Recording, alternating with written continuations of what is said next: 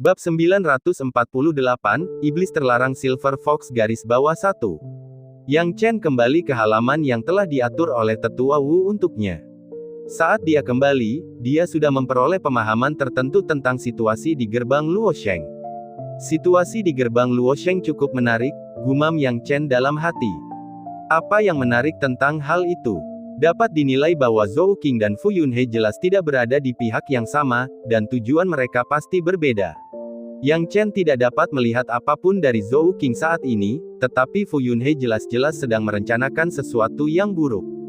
Dia secara aktif mendorong dirinya sendiri ke posisi pemimpin sekte dan berbicara dengan sangat tidak tulus tentang banyak hal yang tidak berguna. Yang Chen tidak menganggap Fu Yunhe seperti itu, dan niatnya layak untuk direnungkan secara mendalam. Zhou Qing ini cukup menarik, sulit untuk mengatakan apakah dia kawan atau lawan saat ini, aku masih perlu mengamatinya untuk beberapa waktu. Namun, hal-hal ini tidak penting saat ini, baik Zhou Qing maupun Fu Yunhe tidak perlu terburu-buru berurusan denganku. Yang Chen bergumam pada dirinya sendiri. Saat pikirannya sudah tenang, dia membuka ruang sungai mengalir 8 ujung, dan mengeluarkan rubah perak yang masih pingsan. Rubah perak masih hidup dalam tidurnya, tidak bangun-bangun. Yang Chen menatap Silver Fox, menyipitkan matanya, dan berkata dengan dingin, berapa lama lagi kamu akan berpura-pura tidur? Si rubah perak tergeletak datar di atas meja, terdiam, seolah benar-benar dalam keadaan koma. Melihat ini, Yang Chen mendengus dingin, langsung mencengkeram bulu rubah perak, dan dengan sekali tarikan, bulu rubah perak itu langsung terkelupas. Tanpa diduga, kulit perak rubah perak itu langsung terpisah darinya. Di balik bulu rubahnya, ada wajah lain. Wajahnya jelek, dengan tanduk ganda tumbuh di kepala, dan tidak tinggi. Ukurannya tidak jauh berbeda dengan rubah perak, dan dapat dilihat bahwa matanya berwarna merah darah, menunjukkan ekspresi yang ganas dan jahat. Yang Chen melihat penampakan monster di bawah kulit Silver Fox, menyipitkan matanya, oh. Klan Iblis Larangan. Monster itu mundur karena terkejut, bagaimana kau menemukanku?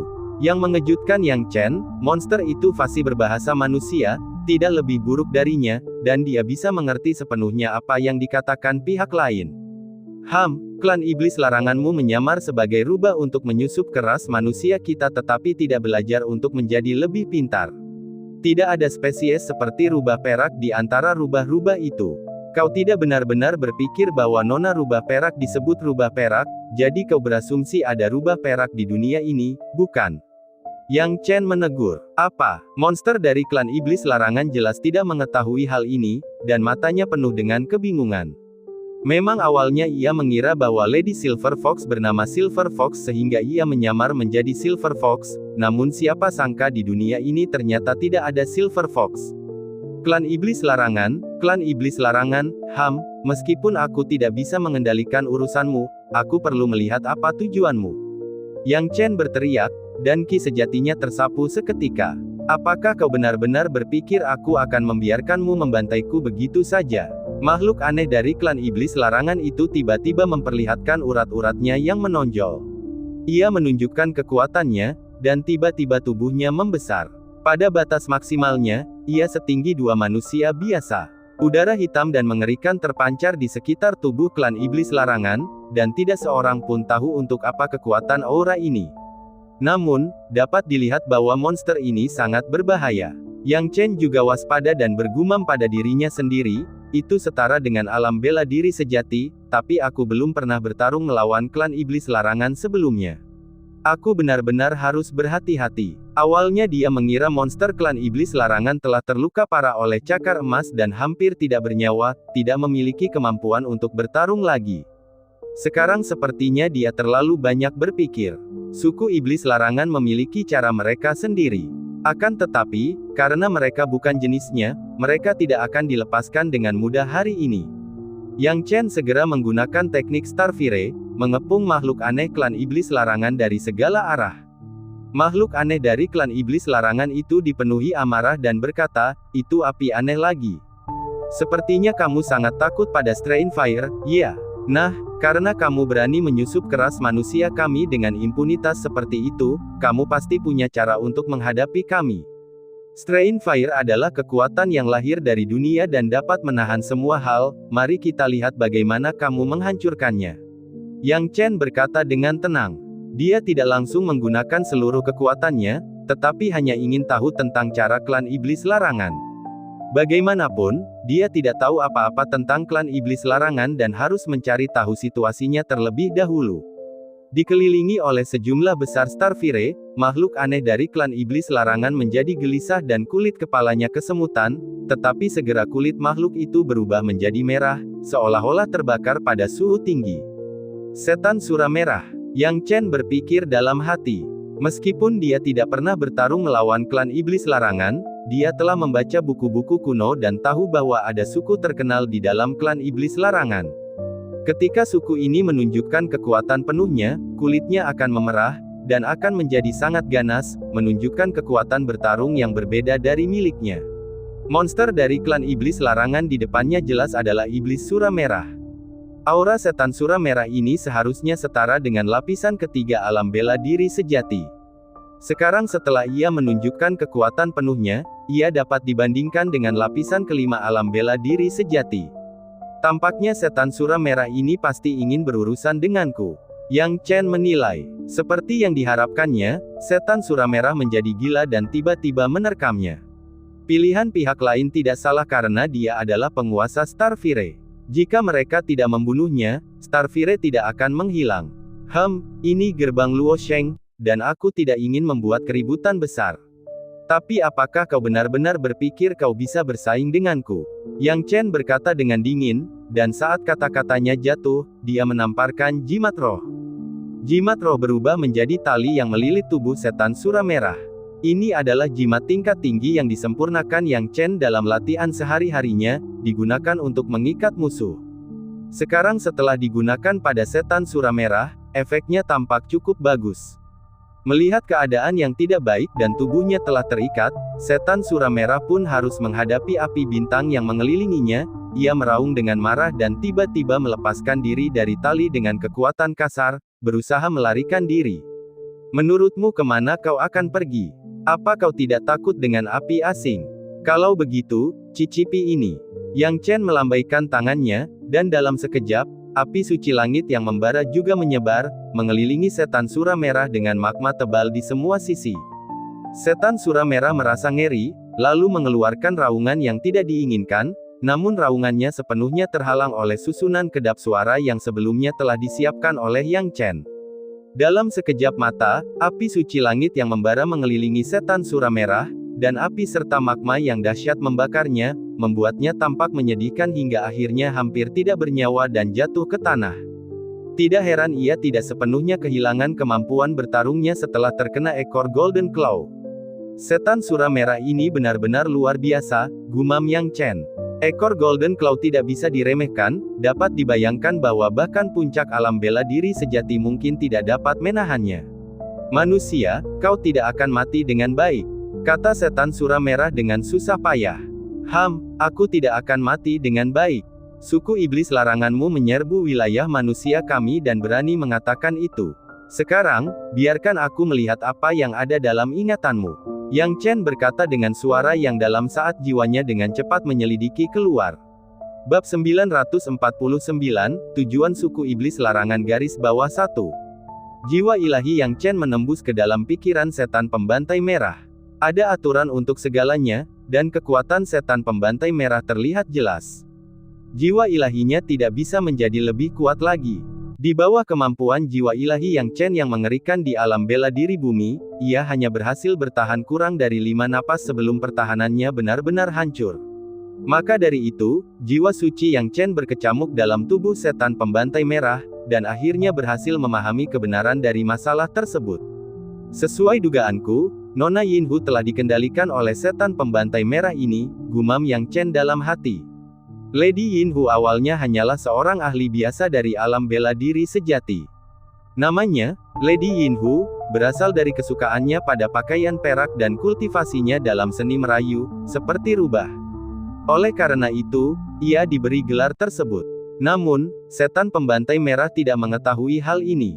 Ia mengira benar-benar ada rubah perak di dunia ini, jadi ia berubah menjadi rubah perak dan bersembunyi di samping Nyonya Yinhu. Nyonya Yinhu, yang mengira itu adalah rubah yang bermutasi, mengambilnya dan membesarkannya.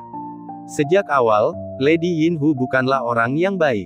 Bagaimanapun, dia telah mengembangkan seni merayu, tetapi dia tidak sepenuhnya jahat. Pada akhirnya, itu karena Lady Yinhu tidak memiliki kemampuan luar biasa, dan menggulingkan asosiasi perdagangan keluarga Zhang jelas tampak sulit. Semuanya adalah hasil kerja setan pembantai merah. Yang mengejutkan Yang Chen adalah bahwa klan setan terlarang memiliki metode untuk meningkatkan kekuatan manusia dalam waktu singkat. Metode ini disebut sebagai demonisasi oleh ras iblis terlarang. Setelah didemonisasi, manusia akan menjadi setengah manusia, setengah iblis dan kekuatan mereka akan meningkat drastis. Sulit untuk membayangkan seberapa kuat individu yang didemonisasi bisa menjadi. Namun, proses ini tentu saja memiliki efek samping yang tidak ada habisnya. Kekuatan seseorang akan terdorong hingga batas maksimal dan mereka tidak akan mampu untuk maju lebih jauh dalam hidup.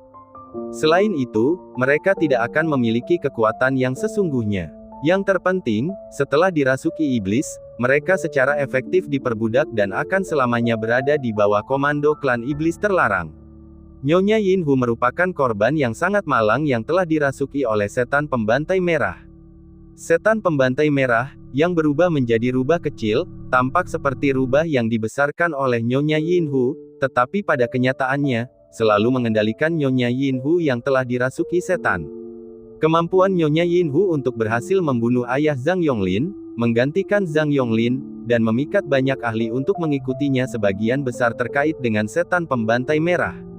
Klan iblis terlarang dapat memperbudak manusia tanpa sepengetahuan mereka. Ini terlalu mengerikan, gumam Yang Chen pada dirinya sendiri, merasakan keseriusan situasi tersebut. Dia yakin bahwa dia pasti tidak akan diperbudak oleh klan iblis terlarang jika dia berhati-hati. Nyonya Yinhu pasti telah jatuh ke dalam perangkap sehingga berakhir seperti ini. Apa yang paling dikhawatirkan orang-orang bukanlah hal ini, tetapi kenyataan bahwa tidak ada perbedaan antara manusia yang dirasuki setan dengan manusia biasa. Sama seperti dia tidak menyadari sesuatu yang aneh pada Lady Yinhu, bahkan jika dia mengamati rubah perak, itu sepenuhnya karena Red Slater Demon telah menyamar sebagai rubah perak, dan karena dia awalnya mendeteksinya melalui Golden Claw. Jika bukan karena ini, bahkan dia akan tertipu oleh Red Slater Demon. Ya Tuhan, Yang Chen tenggelam dalam pikirannya. Aku perlu mencari ingatan yang berhubungan dengan manusia yang dirasuki iblis. Jika aku tidak menemukan perbedaan antara manusia normal dan manusia yang dirasuki iblis, maka jika klan iblis terlarang benar-benar berperang dengan manusia, manusia pasti akan kalah. Bagaimana Anda bisa menang jika Anda bahkan tidak tahu berapa banyak mata-mata di antara orang-orang Anda? Dengan apa Anda bisa menang? Pencarian melalui ingatan berjalan lancar. Yang Chen dengan hati-hati mengingat perbedaan antara manusia yang dirasuki iblis dan manusia normal, serta karakteristik anggota klan iblis terlarang yang menyamar. Hal-hal ini adalah yang paling penting baginya. Setidaknya dari permukaan, klan iblis terlarang tampaknya tidak jujur, klan ini pasti memiliki ambisi. Sekarang setelah aku tahu perbedaan antara manusia biasa dan manusia yang dirasuki iblis, aku perlu menyelidiki lebih jauh untuk melihat apakah ada klan lain yang termasuk dalam klan iblis terlarang di wilayah manusia kita, dan apa sebenarnya yang ingin dilakukan klan iblis terlarang. Yang Chen mendengus dingin, dan jiwa sucinya mulai menggali lebih dalam. Akan tetapi, saat jiwa sucinya menjelajah lebih dalam, tiba-tiba, setan pembantai merah mengeluarkan lolongan aneh dan menusuk. Manusia, kau ingin menyelidiki ingatanku, bermimpilah. Setan pembantai merah menjadi sangat tidak stabil dan kepalanya tiba-tiba meledak, jiwanya berserakan. Yang Chen tiba-tiba terbangun, jiwa sucinya kembali ke laut kesadaran, jelas terkejut oleh gerakan setan pembantai merah. Penghancuran jiwa. Yang Chen menarik napas dalam-dalam. Langkah yang cukup menentukan. Penghancuran jiwa adalah teknik yang dapat digunakan makhluk apapun, tetapi itu akan menghilangkan satu-satunya kesempatan mereka untuk bertahan hidup di dunia, dan tidak seorang pun akan memilih langkah yang menentukan seperti itu. Namun, setan pembantai merah melakukannya. Jika jiwanya telah hilang, kepada siapa ia akan menyelidiki ingatan? Sayang sekali, aku akan mendapatkan lebih banyak rahasia tentang klan iblis terlarang di dalam umat manusia. Aku tidak menyangka iblis pembantai merah begitu tegas.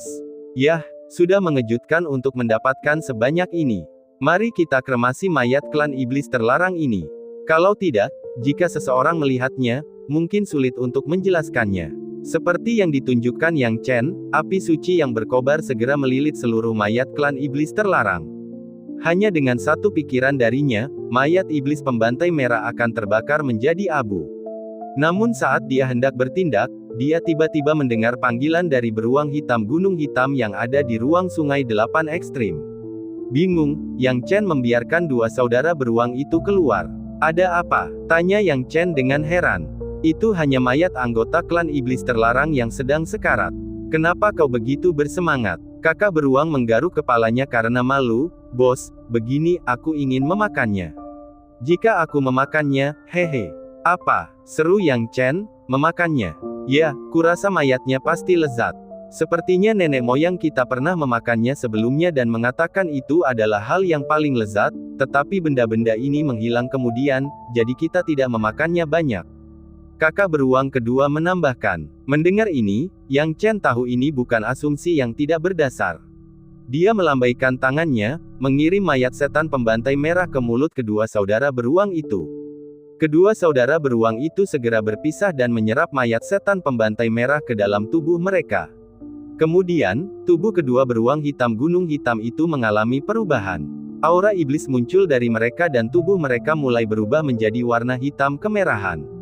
Apa yang terjadi? Yang Chen merasa cemas di dalam hatinya, tetapi tidak tahu apa yang telah terjadi. Namun, dia tidak terburu-buru untuk melakukan apapun, sebaliknya memilih untuk berdiri dan mengamati dengan saksama. Seiring berjalannya waktu, dia perlahan mengerti apa yang telah terjadi. Tubuh anggota klan iblis terlarang dipenuhi aura iblis. Klan lain tidak akan berani menyerapnya karena jika gagal, mereka kemungkinan akan menjadi iblis karena aura iblis. Sama seperti Nona Yin, bab 950, direncanakan sebelumnya. Setelah memeriksa ingatannya dengan saksama, Yang Chen menemukan bagaimana setan sura merah telah menjelek-jelekkan Nona rubah perak. Setan sura merah menggunakan metode pemurnian mayat klan setan larangan pada Nona rubah perak.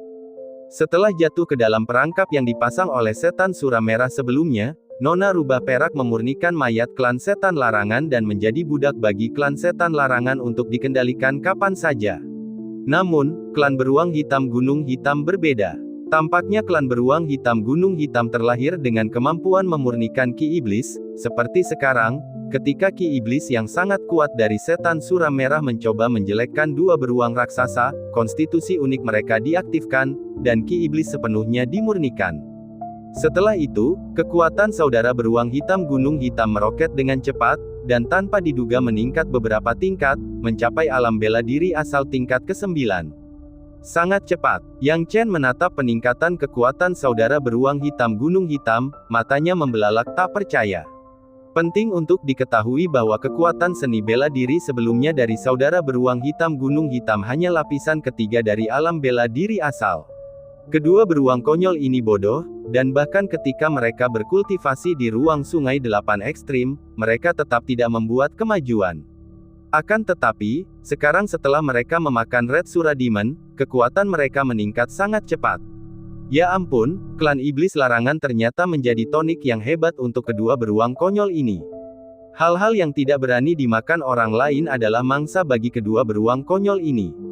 Tidak mengherankan jika nenek moyang mereka menganggap tubuh klan iblis larangan lezat, dengan kekuatan mereka yang meningkat begitu cepat, akan aneh jika mereka tidak menganggapnya lezat, kata Yang Chen tak berdaya dengan emosi yang campur aduk. Sesungguhnya setiap makhluk memiliki musuh alaminya sendiri. Saya sudah kenyang. Aku juga sudah kenyang. Setelah kedua beruang konyol itu selesai memurnikan, mereka bersendawa, tidak peduli dengan peningkatan kekuatan mereka, dan tampaknya lebih peduli apakah mereka sudah cukup makan.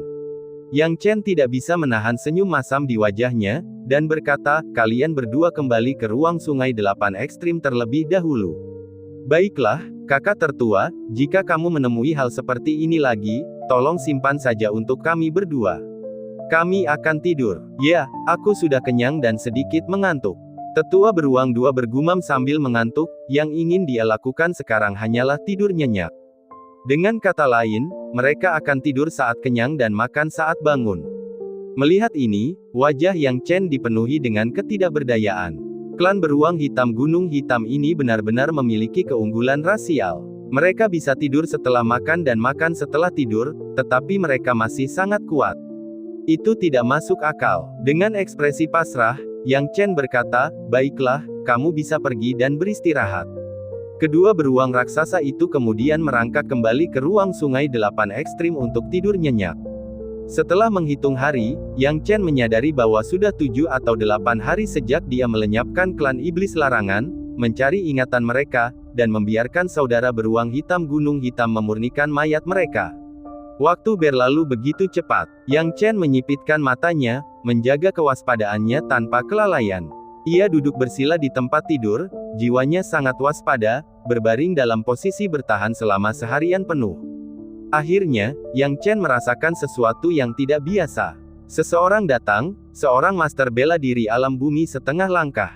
Yang Chen menyeringai. Dia menduga bahwa orang-orang dari gerbang Luosheng tidak akan berperilaku baik dan akan mencoba menyerangnya. Sekarang tampaknya tebakannya benar, bagaimana orang-orang dari gerbang Luosheng bisa membiarkannya mengambil alih posisi pemimpin sekte dengan begitu mudah. Siapa sebenarnya yang mengirim orang ini, Zhou Qing atau Fu Yunhe? Pikiran Yang Chen berkecamuk. Jelaslah bahwa master alam bela diri setengah langkah bumi itu diam-diam mendekati lokasinya. Namun, dia sama sekali tidak khawatir dan tidak pernah merasa bahwa master alam bela diri setengah langkah bumi ini dapat menjadi ancaman baginya. Ini bukanlah rasa percaya diri yang tak berdasar. Sejak hari pertama dia tinggal di gerbang Luosheng, dia memerintahkan Pelangi dan Yunlu untuk membentuk formasi jaring penjelajahan langit yang hampir tak terelakkan di sekelilingnya. Kaisar Baiwei telah memberinya cukup banyak kekayaan, yang jumlahnya tidak sedikit maupun banyak, yang ia gunakan untuk mendirikan formasi-formasi ini. Formasi-formasi itu lebih dari cukup untuk melenyapkan lawan dari alam bela diri bumi tingkat pertama sendirian. Dengan bantuannya, mengalahkan seorang pendekar di alam bela diri bumi tingkat kedua tidaklah sulit, dan hal yang sama berlaku untuk alam bela diri bumi tingkat ketiga dan keempat. Namun, mereka tidak akan efektif melawan alam bela diri bumi tingkat kelima dan di atasnya. Meskipun dia mungkin tidak dapat mengalahkan mereka, melarikan diri dengan bantuan formasi seharusnya tidak menjadi masalah. Sepertinya penyamaran playboyku benar-benar menipu mereka, kalau tidak, mengapa mereka meremehkanku? Hanya mengirim seorang pembunuh alam bela diri bumi setengah langkah untuk membunuhku, apakah mereka tidak takut gagal? Yang Chen mencibir. Dia tidak menyangka orang-orang itu akan kekurangan tenaga. Alasan mereka bertindak seperti ini adalah karena mereka merasa yakin akan berhasil, dan jika Kaisar Baiwei benar-benar melacaknya kembali ke mereka, mereka dapat dengan mudah menawarkan kambing hitam. Saat dia merenung, seniman bela diri alam bela diri bumi telah tanpa sadar menyelinap di bawah pengawasannya. Tanpa menyadari bahwa Yang Chen menyadarinya, seniman bela diri alam bela diri bumi setengah langkah itu memandang sekelilingnya diam-diam dengan keyakinan di matanya. Wajahnya ditutupi, jadi wajahnya tidak jelas. Dia melirik ke sekeliling dengan sembunyi-sembunyi, dan setelah memastikan bahwa dia tidak terdeteksi, dia mengunci pandangannya ke kamar Yang Chen dan mengirimkan jiwanya untuk mengamati Yang Chen berkultivasi. Bocah kecil bermarga Yang, salahkan nasib burukmu. Semuanya sudah berakhir. Pembunuh bertopeng itu bersiap untuk bergerak begitu kata-katanya jatuh. Namun, tepat saat dia hendak bertindak, Yang Chen dengan santai berbicara dari dalam kabut, "Saudara yang bersembunyi di luar rumahku, apakah kau ingin bertemu denganku, pemimpin sekte?" Tidak bagus. Terkejut karena Yang Chen telah menemukannya, pembunuh bertopeng itu tidak ragu-ragu dan melemparkan senjata tersembunyi yang bersinar ke arah Yang Chen. Senjata tersembunyi yang berkilau itu memancarkan kecerahan truki yang sangat kuat. Saat terbang ke arah Yang Chen, senjata itu memancarkan rasa bahaya. Trik kecil. Yang Chen meraung dan melepaskan api suci langit berkobar bersama dengan api cair pengubah bentuk untuk bertabrakan dengannya. Dalam sekejap, meskipun pembunuh bertopeng itu telah mencapai tingkat alam bela diri bumi setengah langkah, senjata tersembunyinya terbakar menjadi abu oleh api Yang Chen. Apa? Pembunuh bertopeng itu terkejut. Penilaian kita terhadap anak ini sepenuhnya salah. Dia tidak hanya menyadari keberadaanku di alam bela diri setengah langkah bumi sementara dia hanya berada di alam bela diri sejati tingkat ke-7, tetapi dia juga membalas serangan kejutan yang telah aku persiapkan sebelumnya. Anak ini bukan karakter yang sederhana. Saatnya mundur. Si pembunuh bertopeng membuat keputusan yang sangat bijaksana. Namun, menjadi bijak tidak berarti dia bisa melarikan diri. Mau kemana? Yang Chen berkata dengan dingin, karena sudah di sini, kenapa tidak tinggal sedikit lebih lama? Saat kata-katanya jatuh, Yang Chen tidak bergerak, tetapi lapisan guntur dan kilat tiba-tiba turun dari segala arah. Kilat berubah menjadi beberapa naga petir dengan mulut menganga, siap menelan mangsanya. Si pembunuh bertopeng masih bisa bertahan sedikit lebih lama, tetapi karena semakin banyak naga petir bermunculan, dia akhirnya tidak sanggup menahannya lagi. Itu formasi. Ada formasi, dan kau sudah merencanakannya sebelumnya. Ah! Pembunuh bertopeng itu tertusuk oleh naga petir, vitalitasnya menurun drastis. Darah menyembur keluar saat ia jatuh ke tanah, nyaris tak bisa bertahan hidup, tetapi jelas bahwa ia sedang tergantung pada seutas benang.